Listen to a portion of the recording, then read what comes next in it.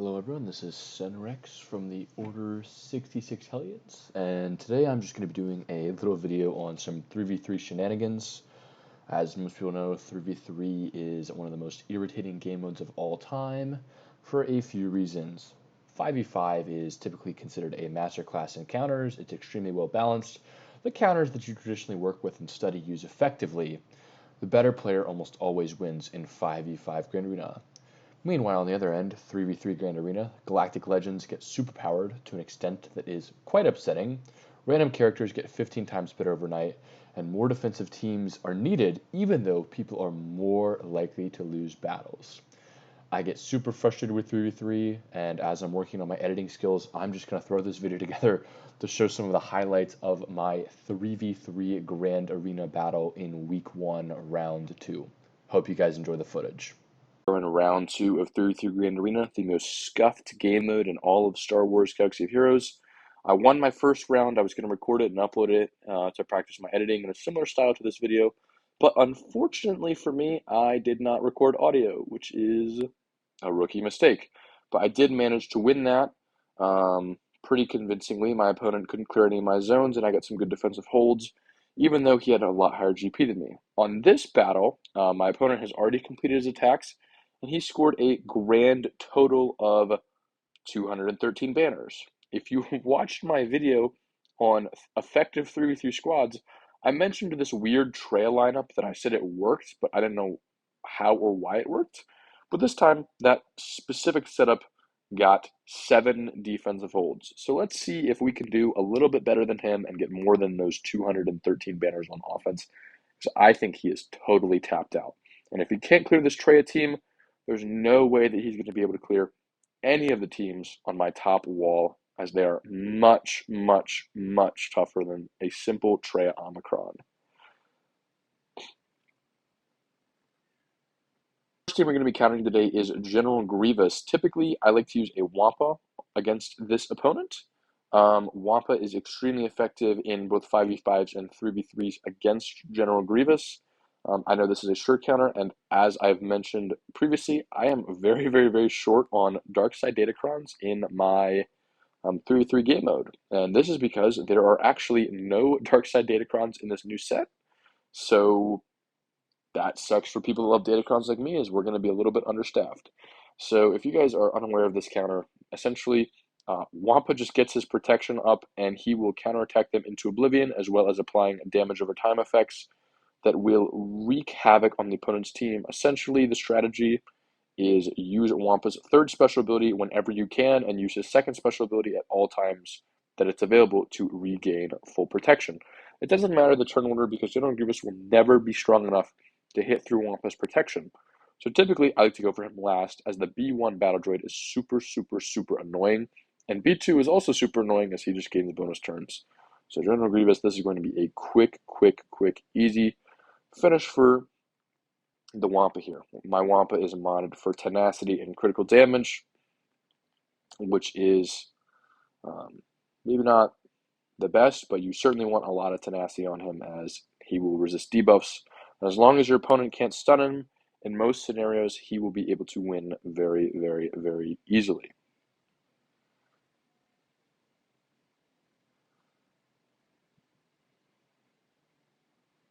All right, look at that. That was pretty easy. Now let's get to the next battle. 69 banners. Nice.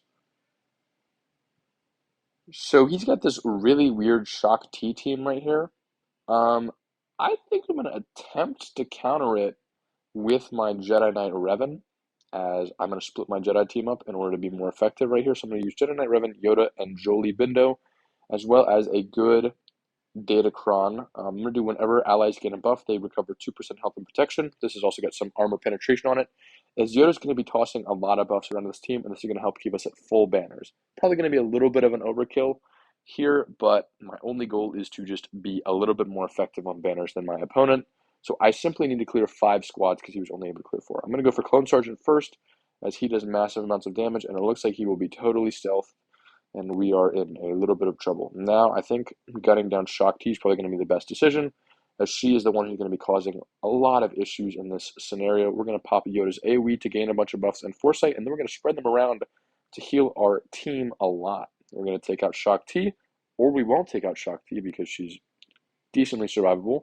I'm going to pass this turn over to Yoda, gain some more buffs, and then I'm going to use a basic on Commander Cody to get him down hopefully a little bit more. Basic, take him out. Nope. Counterattack, he can steal some banners, pop another AoE right here to gain stealth, and get a second turn so we can kill this Clone Sergeant off very, very, very quickly and effectively. 57 banners, love to see it. That's the max.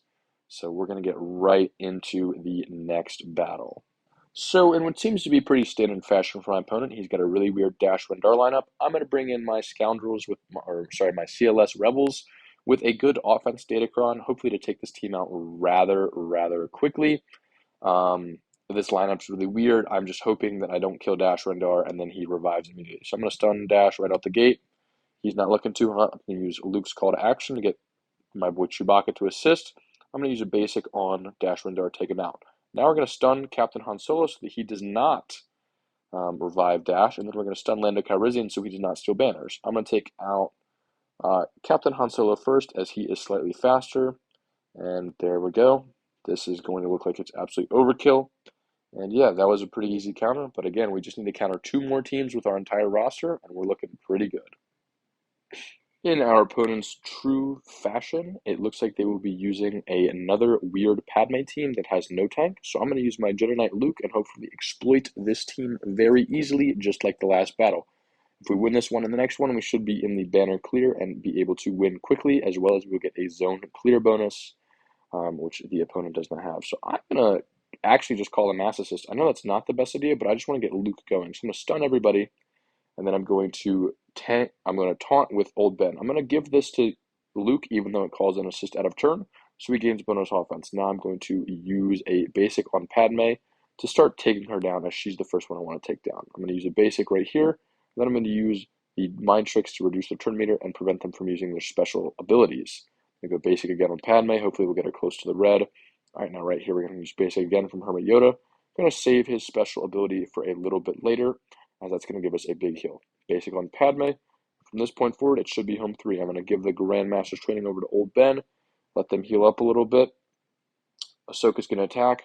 I'm going to use Hermit Yoda's the special ability from Luke to give it to Luke, give him a bonus turn. Take out Aayla Secura right here, and hopefully my Hermit Yoda should get us back to full banners right here.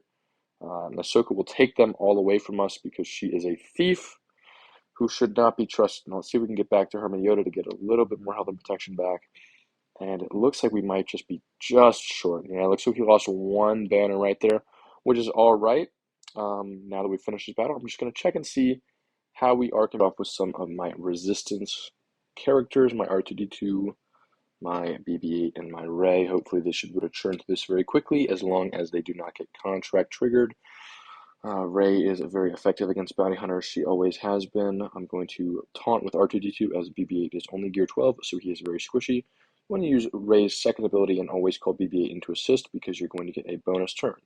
Pop an AoE with R2-D2 to get burning on the opponents, as burning reduces the enemy's chance to evade and as well as provides damage. I'm going to use basic, see if we can take Cad Bane out.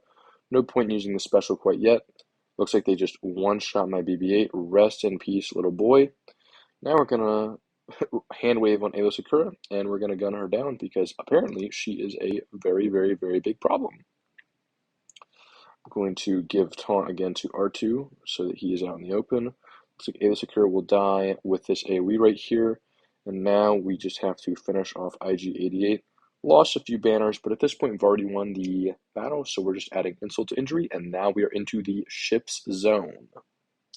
Alright guys, so it looks like he set a really, really, really tough fleet defense with both an Executor and Profundity. Interesting to note that he does not have either of them to 7 stars, which is fine. I'm going to just ignore the zone as I've already won the battle and go down attack south one more time. Here down south, he's got 2 Galactic Legends on defense. I'm not going to be able to counter either of them because I only have Sith Eternal Emperor on offense. I could get them down to 1 character, but at that point, I wouldn't really be doing much. It's important to note that this guy has like no datacrons compared to me, so I'm just going to go in and take out these teams one by one. First and foremost, I'm going to use Sith Emperor and Wat Tambor against this Maul team, as they are going to take a lot of turns. And now that I'm saying that, I realize I do not have Wat Tambor for my offense. Let's see if we've got some Sith here. I'll take in Count Dooku and Darth Sidious with no Datacron because I do not have any Datacrons for my dark side on offense because I spent them all. I don't even know if this is going to work. Darth Maul is a pretty scary character, and these guys attack a lot, so I'm just going to link up Canderous and Maul because I know Maul will be taking a lot of bonus attacks, and Canderous also does a lot of bonus attacks. Just going to pop an AoE here, get some debuffs, and stun Canderous maybe? Nope, doesn't look like it. I'm going to apply, I was trying to apply, um,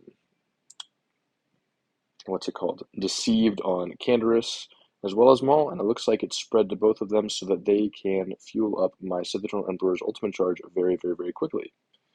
Maul is causing problems like he did in the show, and it looks like my Sith Emperor will be making it to his ultimate ability right now. So this was a extremely overkill battle, but as always, Sith Emperor is not a great galactic legend, so you should not trust him to do any difficult tasks. Let's get into the next one. So it looks like this Grand Arena will be a victory. I'm up 605 to 213 with just over 3 hours left. My opponent has dropped 7 battles on my Darth Treya. I did not clear all the zones or all the squads I would have liked to. I still have some in the tank for the bottom zone and fleets, but I'm pretty busy today, and at this point I'm just going to call it quits, and I don't see him finishing me off anytime. Hope you guys enjoyed. Thank you so much for watching. Hey guys, thank you so much for watching. I hope you enjoyed that little bit of footage that I spliced together for my 3v3 Grand Arena experience. As always, I'm doing free roster reviews. I've got 2 scheduled in the upcoming weeks. And if you're looking for a guild in the 400 million GP range that gets Riva shards and does amazing in Territory War, my guild, the Order 66 Hellions, will be linked in the description below. Thank you guys so much for watching, and have a great day.